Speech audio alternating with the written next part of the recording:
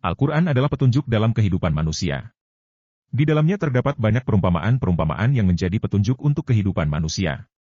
Sehingga Allah Subhanahu wa Ta'ala menyeru kepada manusia untuk memperhatikan perumpamaan-perumpamaan tersebut. وَلَقَدْ ضَرَبْنَا لِلنَّاسِ فِي هَذَا الْقُرْآنِ مِنْ كُلِّ مَثَلٍ لَعَلَّهُمْ يَتَذَكَّرُونَ.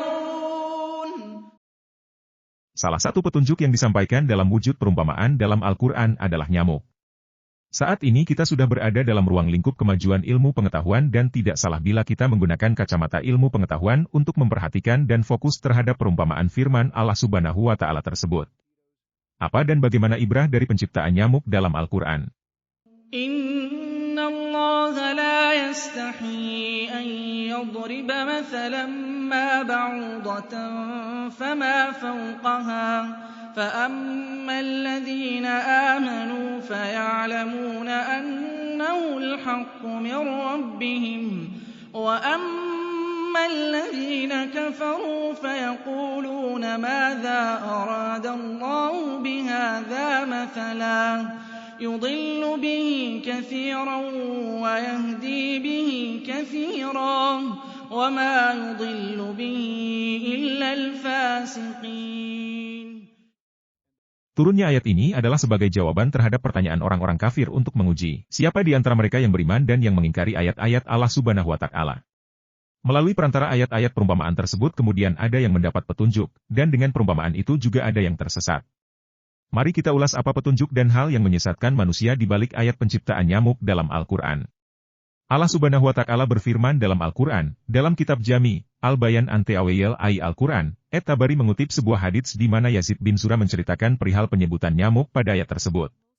Menurutnya, maksud dari perumpamaan nyamuk itu ialah sesungguhnya Allah Subhanahu wa Ta'ala tidak segan menyebutkan kebenaran, baik kecil maupun besar, dan ketika Allah Subhanahu wa Ta'ala menyebutkan tentang lalat dan nyamuk dalam kitabnya, orang-orang yang sesat berkata, apa maksud Allah menyebutkan lalat dan nyamuk dalam kitabnya, maka turunlah ayat ini.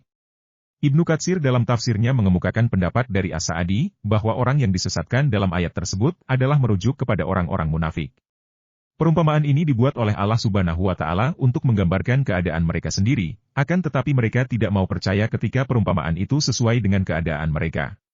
Disitulah Allah Subhanahu wa Ta'ala menyesatkan mereka dengan perumpamaan yang telah dibuatnya. Berbeda halnya dengan orang dari kalangan orang beriman, mereka mendapat petunjuk karena mempercayai dan mengakui setelah tahu bahwa perumpamaan yang Allah Subhanahu wa Ta'ala buat sesuai dengan kondisi yang mereka alami. Dalam buku Ensiklopedia Mukjizat Ilmiah Al-Quran, bahwa fakta sebenarnya hanya nyamuk betina yang menghisap darah dan jantan menghisap nektar, dan dijelaskan secara detail perihal bagian-bagian nyamuk. Khusus pada nyamuk betina terdapat 6 buah pisau pengiris di belalainya dan mempunyai fungsi yang berbeda-beda, memiliki 100 mata, 48 gigi di mulutnya, 3 jantung yang terletak di bagian perutnya, 3 buah sayap di setiap sisinya, bahkan memiliki kemampuan untuk mendeteksi panas, sehingga dengan kemampuan itu ia dapat melihat manusia dan hewan meskipun berada dalam kegelapan. Coba kita renungkan, bagaimana mungkin susunan organ-organ yang begitu rumit dapat berfungsi secara efisien dalam tubuh seekor nyamuk yang sangat kecil, bukankah ini suatu pelajaran yang patut diperhatikan oleh manusia? Abdul Mutali mengatakan, makin maju pencapaian seseorang, produk yang ditemukannya makin kecil. Pada 1947, CPU komputer berbentuk sangat besar, tapi dalam pengembangannya, justru prosesor dikembangkan dalam bentuk yang kian kecil. Artinya seekor nyamuk yang menjadi perumpamaan dalam Al-Quran sejak beberapa abad yang silam adalah suatu rancangan yang sangat canggih untuk ukuran ilmuwan modern saat ini. Bahkan tidak menutup kemungkinan nyamuk adalah salah satu hewan yang melahirkan inspirasi dalam penciptaan nanoteknologi. Seperti yang sudah kita saksikan sekarang, telah banyak bermunculan alat-alat yang menggunakan konsep nanoteknologi, contohnya komputer, alat-alat di bidang medis, farmasi, kosmetik, tekstil, otomotif, dan alat-alat kemiliteran. Dengan adanya teknologi tersebut, manusia dapat menyelesaikan berbagai pekerjaannya dengan sangat cepat, efisien, hemat dan ramah lingkungan. Itu baru perumpamaan seekor nyamuk yang sangat kecil, bagaimana dengan ciptaan Allah Subhanahu wa Ta'ala yang lain? Singkatnya, ayat penyebutan penciptaan nyamuk dalam Al-Quran ini mengajarkan kepada manusia agar tidak meremehkan ciptaan Allah Subhanahu wa Ta'ala yang kecil dalam penglihatan mata. Sebab bisa jadi sesuatu yang kecil itu lebih bermanfaat bahkan lebih berbahaya dibandingkan dengan sesuatu yang kelihatan besar dan kuat.